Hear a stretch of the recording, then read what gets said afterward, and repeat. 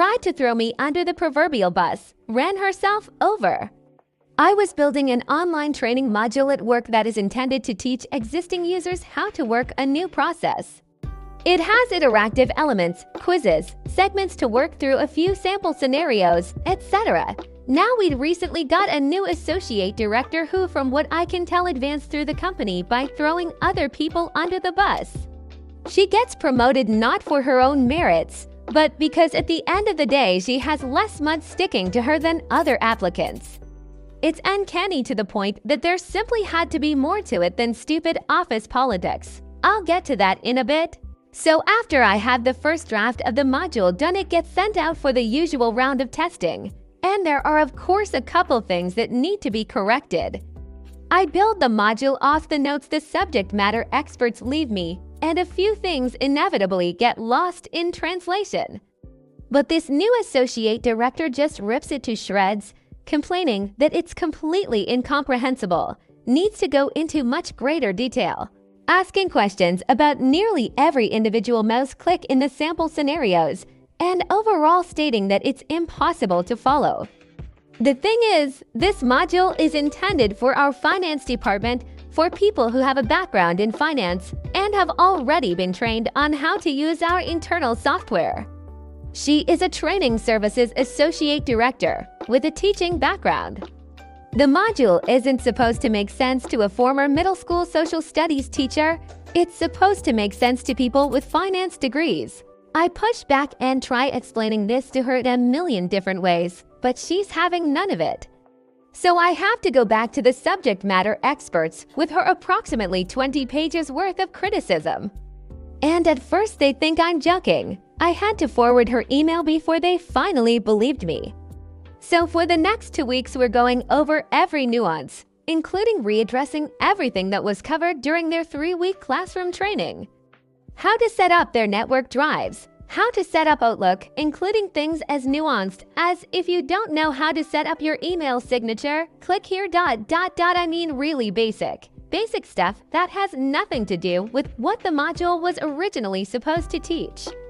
But I now had to include it all because our new associate director couldn't find the on switch if you stapled her finger to it. If you've done voice work in the past, you know you never get it in one take. After it's all done, I send it back out for review and approval, and the associate director simply doesn't respond.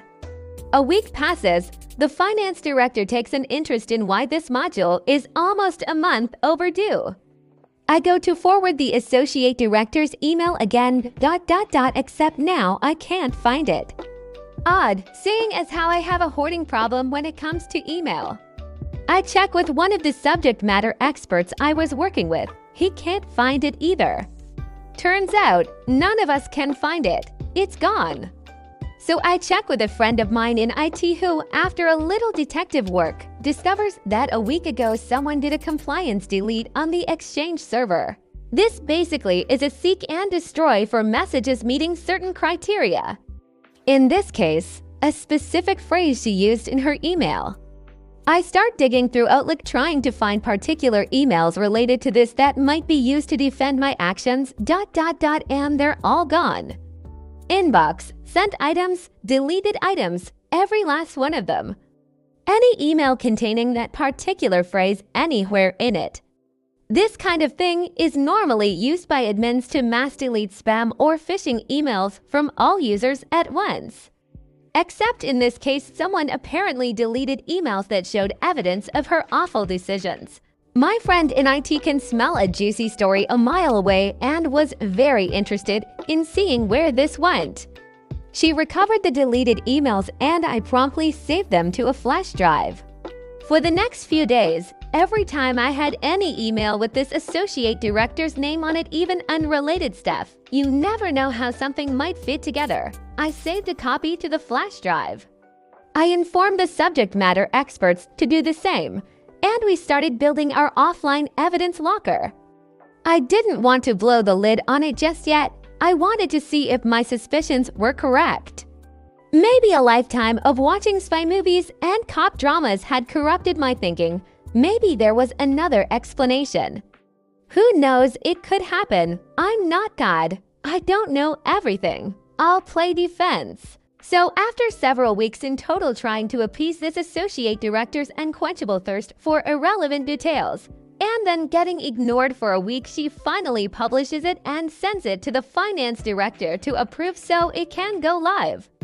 Woo, except the module, which was supposed to be a 30-minute online course, now contained 3 hours of content and went down several irrelevant rabbit holes that had been deemed critical supporting information.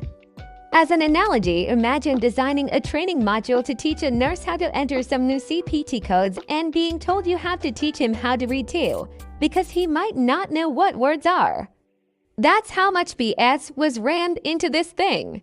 And the finance director, of course, hated it and was surprised that such a rambling mess of a module would come from me of all people. So he calls a meeting with me and the associate director on Tuesday to get some answers. And sure enough, she immediately tried to distance herself from it. Tried to paint it as she made a couple suggestions, and I clearly went way overboard. How I must have sent her a different version that she approved and switched them afterwards, that's not even possible. It would get thrown back into a draft status. She kept trying to talk over me as I voiced my defense, and to his credit, the finance director finally just muted her so I could speak. And boy did I explained everything. I shared my screen, popped in my flash drive, and opened my copies of the emails that had supposedly been deleted. Every email exchange where she complained about the material, I pushed back, and she flat out ordered me to build the module in the way I did. She abruptly left the meeting and went offline. The finance director asked if I could send him a copy of all relevant files, and as I did so, I told him they might not be there later. And then explained what I had learned about someone in IT using the compliance delete. He assures me he'll look into it, and the shit immediately hit the fan. The associate director never logged back on. There was a massive internal audit where people from her previous departments were asked to provide statements. Leadership tried to keep it hush-hush, but you just can't keep something that big under wraps. I don't know the specific what's and how's, but the associate director and one of the IT managers had both left the company to pursue the next stage of their careers, and we sincerely wish them the best. I don't really do the social media thing, but over the next few days, as the rumor mill did, what rumor mill do I heard their shit absolutely blew up. And it came out that the associate director and that IT manager were having an affair. Now this all went down about a month ago, but as I wrote this post, I thought to check online court records. Both are now facing divorces filed by their respective spouses.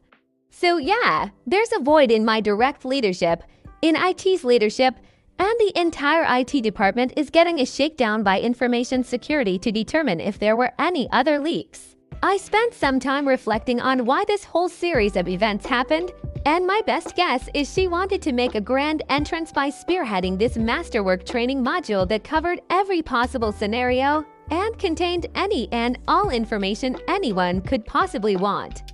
Then, as she started to realize how wasteful, rambling, and unnecessary it was, she realized that her grand entrance would be a grand faceplant. So she tried to erase the evidence and pin all the nonsense on me to save face, but inadvertently set in motion the events that would expose her little arrangement with the IT manager. Taking it up the ass in order to cover her ass, I guess.